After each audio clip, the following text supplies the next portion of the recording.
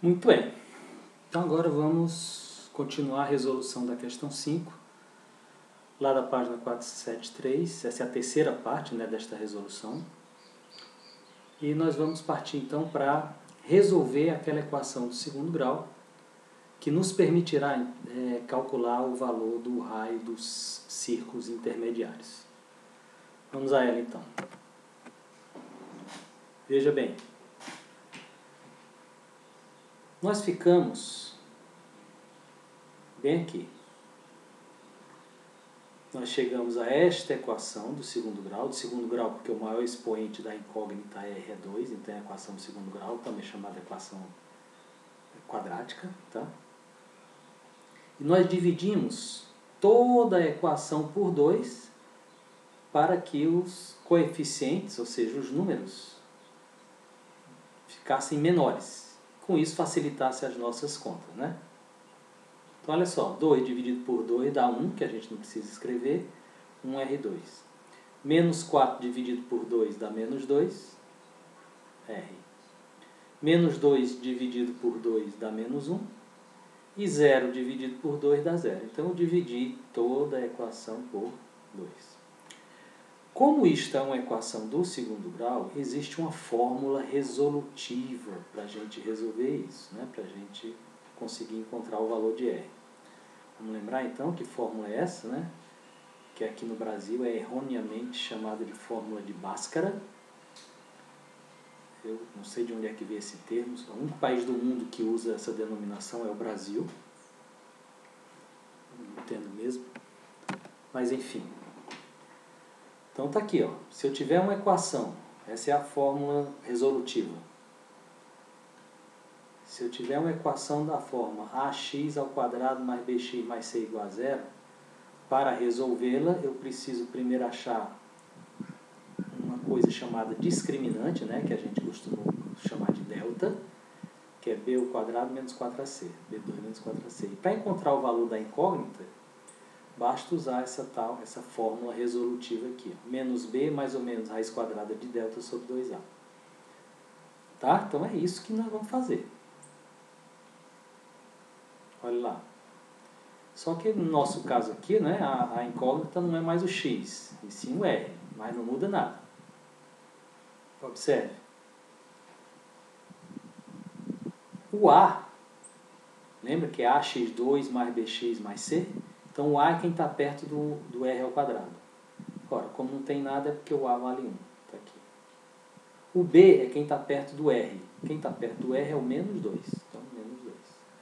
E o c é o termo independente, que não está perto de letra alguma. É o número que está sozinho. Por isso chama independente. É o menos 1. Menos 1. Pronto. A é 1, b é menos 2 e c é menos 1. Tá aí. Precisamos calcular o delta, que é o discriminante. Lembra da fórmula? B ao quadrado menos 4ac.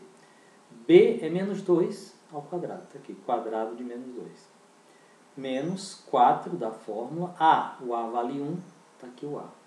E o C vale menos 1. Então, 4AC. O C é menos 1. Vamos fazer essa conta? Delta é igual. Quadrado de menos 2 é menos 2 vezes menos 2, que dá 4.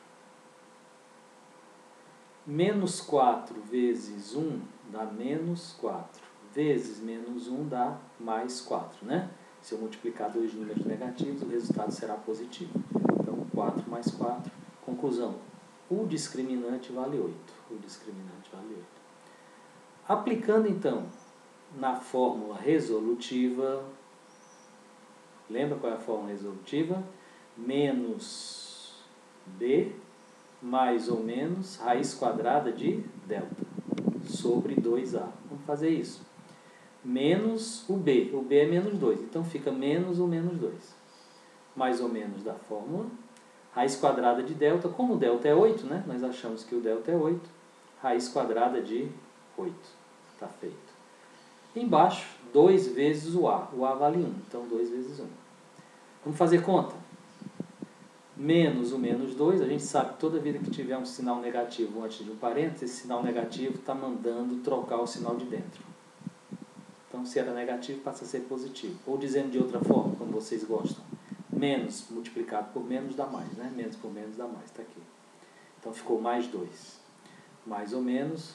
Olha, esse 8, como eu estou trabalhando com raiz quadrada de 8, eu vou fatorar o 8 de tal maneira que os expoentes dos fatores sejam 2. Por quê? Porque eu estou trabalhando com raiz quadrada, né? Quando não tem nenhum número aqui no índice, é porque o número é 2. Então, raiz quadrada. Foi o que eu fiz, ó. Quando eu fatorei 8, dá 2 vezes 2 vezes 2. Né? É o 2 multiplicado por ele mesmo. E 3 fatores iguais a 2. Só que eu botei um expoente 2 bem aqui. Por quê?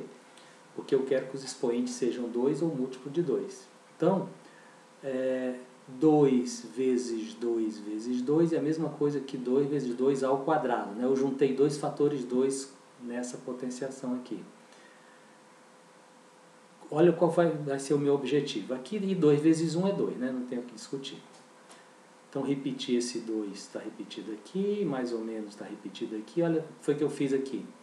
Como esse expoente é igual a esse índice, aqui é 2 e o expoente também é 2, seria a raiz quadrada de 4, né? 2 ao quadrado é 4. A raiz quadrada de 4 é 2, está aqui, o 2 fica fora.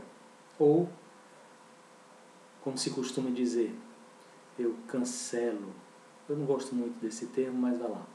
Eu cancelo esse 2 daqui com esse 2 daqui, e sobra só o 2, que é a base, né? Fica fora. Como o índice é igual ao expoente, eu não preciso mais do radical. Né? Radical é o símbolo da raiz. Ok? Então ficou 2 fora. Quem ficou dentro? O próprio 2. Tranquilo? Pronto, foi assim que eu cheguei a esse resultado. E o 2 embaixo, né, no denominador, permanece. Só repetir. Qual foi o meu objetivo? Como o fator 2 aparece nos dois termos aqui em cima, eu posso colocar em evidência. Né? Nós já vimos isso. Vamos relembrar? Colocar em evidência é separar do restante do grupo. Ele foi separado através de um parênteses. Né? Abrir e fechar parênteses. Então, 2 fora. Quem fica dentro? Basta você fazer a conta para saber. Ó. Esse 2 daqui dividido pelo 2 de fora dá 1. Aí eu boto 1 aqui dentro. Esse termo 2 raiz quadrada de 2 dividido por 2, 2 dividido por 2 dá 1, vezes a raiz quadrada de 2, sobra a raiz quadrada de 2. Prontinho. Tá bem? E o 2 de baixo permanece. Posso simplificar 2 em cima com 2 embaixo, ou 2 dividido por 2 dá 1, que eu não preciso escrever. Tá? O que é que sobra? 1 mais ou menos a raiz quadrada de 2. 1 mais ou menos a raiz quadrada de 2. Esse mais ou menos significa que eu vou ter duas respostas. Uma resposta, eu somo ao número 1, eu somo a raiz quadrada de 2. A outra resposta, de 1, eu vou subtrair a raiz quadrada de 2. Foi o que eu escrevi aqui em cima. Eu chamo a primeira R', primeira raiz da equação, a primeira resposta. Na realidade, se é uma equação de segundo grau, ela vai ter duas raízes, tá? Porque o discriminante é maior que 0. Então, olha só, uma raiz é somando a raiz quadrada de 2 e a outra raiz é subtraindo a raiz quadrada de 2. Tá? Então, o raio pode ter esses dois valores. Aí você vai me dizer, poxa, mas só pode existir um? Realmente, se só tem um círculo, lembra que Rzinho é o valor do raio. Se só tem um círculo, só pode ter um único valor para o raio. Qual dos dois eu vou pegar? É fácil. Como o raio, neste problema, o R significa uma medida, né? Alguns centímetros, se é alguns centímetros, tem que ser um valor positivo, né? Não existe menos 2 centímetros, menos 4 centímetros, não existe. Então, para que isso aqui aconteça, é preciso que o valor de R seja um valor positivo. Vamos pensar. Ora, a raiz quadrada de 2 é aproximadamente 1,4. Então, se eu fizer 1 mais 1,4, vai dar aproximadamente 2,4. Então, essa aqui está bom. Essa raiz aqui é boa. Por quê? Porque dá um valor positivo. Agora, se eu fizer essa aqui de baixo, ó, 1 menos, a raiz quadrada de 2 é 1,4, aproximadamente. 1 menos 1,4, ou seja, do número 1 eu estou subtraindo um número maior que 1, que é 1,4. Portanto, o resultado será negativo, né? 1 menos 1,4 vai dar menos 0,4, vai dar negativo. Se vai dar negativo, a resposta de baixo não vai me interessar. Conclusão. Este aqui é o valor do raio. É este valor aqui que eu vou procurar. Que eu vou procurar não, que vai valer para resolver essa questão. Tranquilo? Esse valor de baixo não satisfaz. Por quê? Porque é um valor negativo. Tá bom? Olha aí, gente. Mais uma parte da resolução da questão, né? Nós conseguimos encontrar o valor do círculo, do raio do círculo intermediário, tá? Este valor é que nós vamos utilizar, então, para calcular o valor do raio do círculo maior, que a gente vai precisar também. Mais um vídeo e a gente chegará à resposta final. Tá bem? Até lá!